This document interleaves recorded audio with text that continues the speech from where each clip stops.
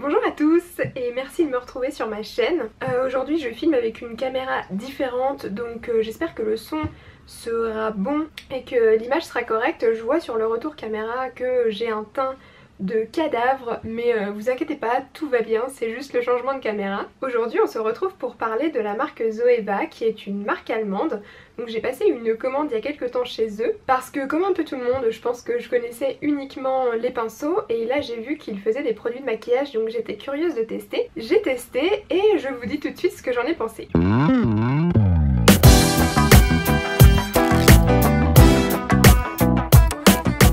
Avec ma commande, j'ai reçu un petit fascicule qui en dit un petit peu plus sur la marque. Donc j'ai appris que la marque Zoeva avait été créée par une femme et que son but était que les femmes reprennent confiance en elles, notamment après des violences conjugales ou après un cancer, qu'elles reprennent vraiment confiance en elles, possession de leur corps et qu'elles recommencent à aimer leur physique. Donc c'est forcément des valeurs qui parlent à tout le monde, donc je trouvais que c'était important de le préciser. Et j'avais aussi une petite carte qui disait qui s'était occupé de ma commande. Donc moi c'est Marie-Thérèse, donc merci Marie-Thérèse d'avoir fait ma commande. Assez parlé de Marie-Thérèse, je vais maintenant vous présenter les produits que j'ai commandés. J'avais déjà commandé il y a quelques temps un kit de pinceaux de chez Zoeva quand il faisait quasiment que ça.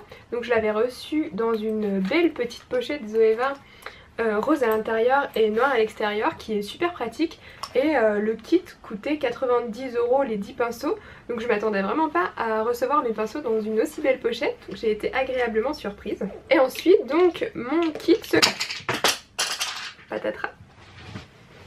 se composait donc de 10 pinceaux, donc de 7 pinceaux plutôt petits et de 3 plus gros. Donc je suis désolée là pour le coup ils sont sales mais je les ai utilisés ce matin et c'est aujourd'hui que je dois laver tous mes pinceaux.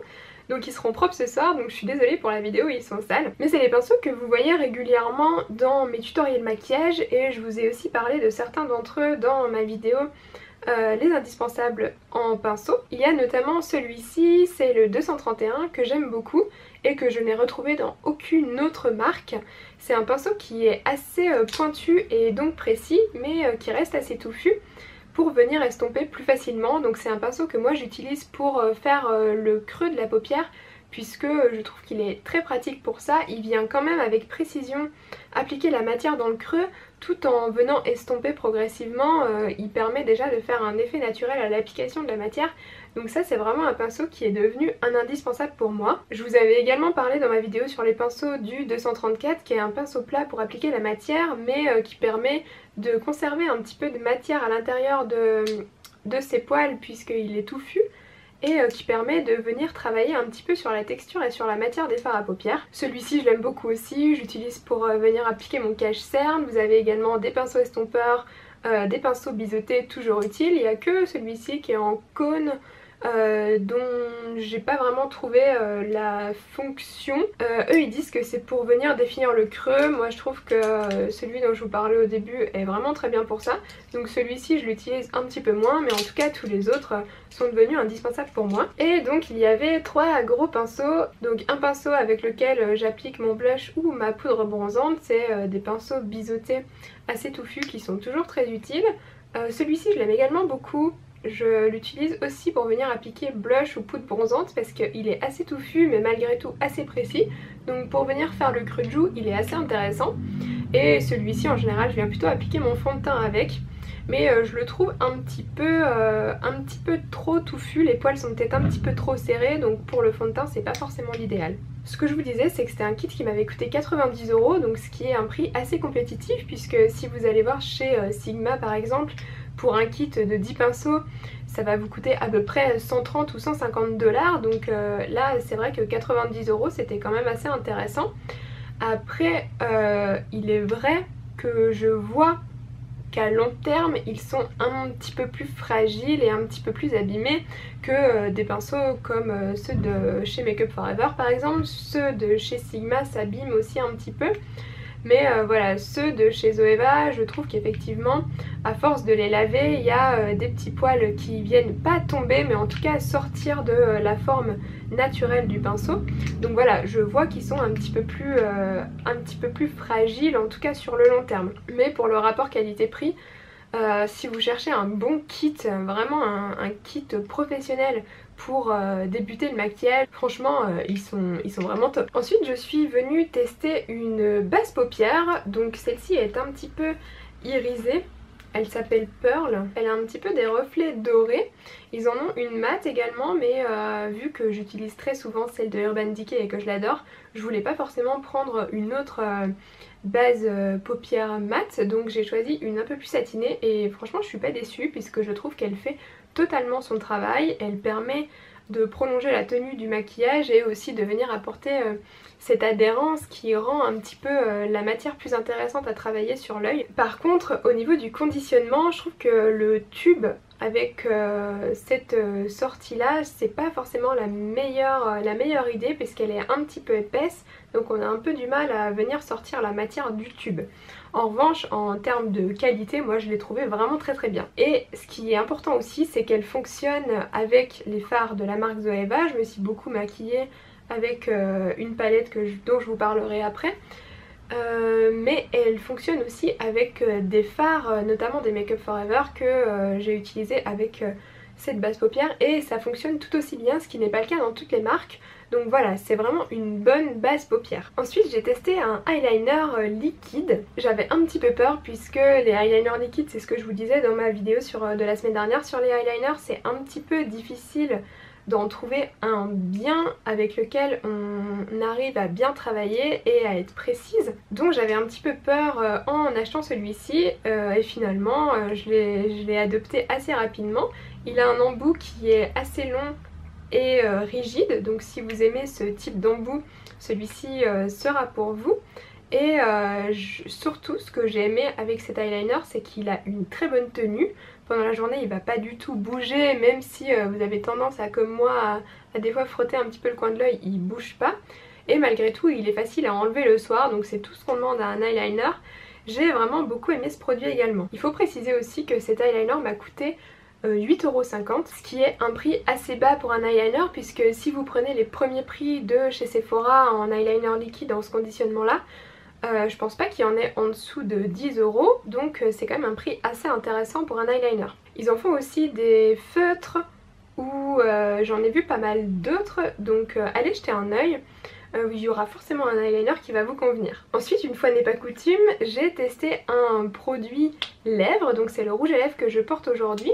Je cherchais une teinte qui soit un petit peu corail, un petit peu plus orangée puisque j'ai l'habitude de porter quand même des rosés assez discrets ou des bordeaux assez foncés quand je suis en maquillage de soirée. Donc là je cherchais quelque chose de plus orangé et je trouve que cette teinte est vraiment sympa. Donc c'est celui-ci et en plus le packaging est quand même très attirant, d'autant plus qu'il est aimanté et que moi je trouve ça super cool, c'est débile hein, mais je trouve ça cool, ça m'amuse beaucoup les rouges à lèvres qui ont un packaging comme ça aimanté.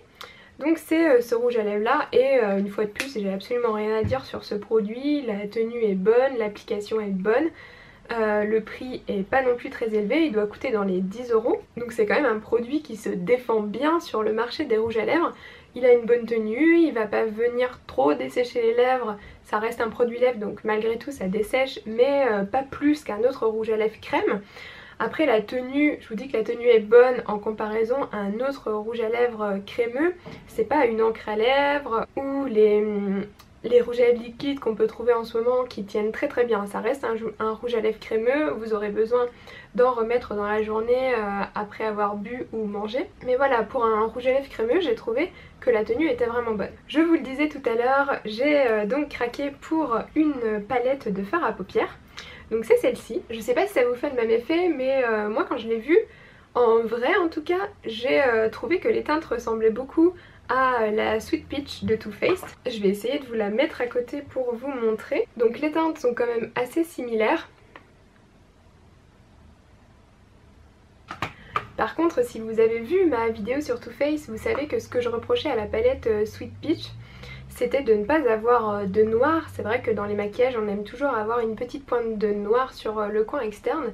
Et celle-ci là, donc il y a un noir et il y a pas mal de couleurs claires.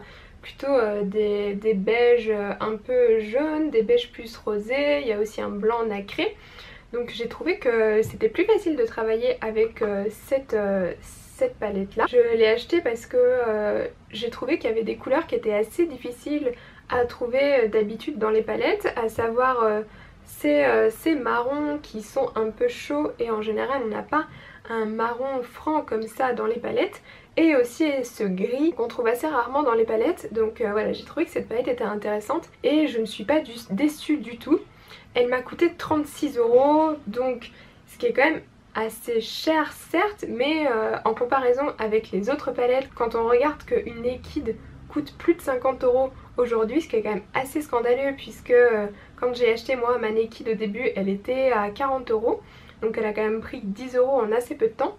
Donc 36 € pour cette palette là, c'est quand même pas excessivement cher, sachant que la qualité des fards est très très bonne. La couleur que vous voyez dans la palette sera vraiment la couleur que vous aurez sur la paupière. J'ai été vraiment surprise par cette palette, vraiment agréablement surprise par cette palette.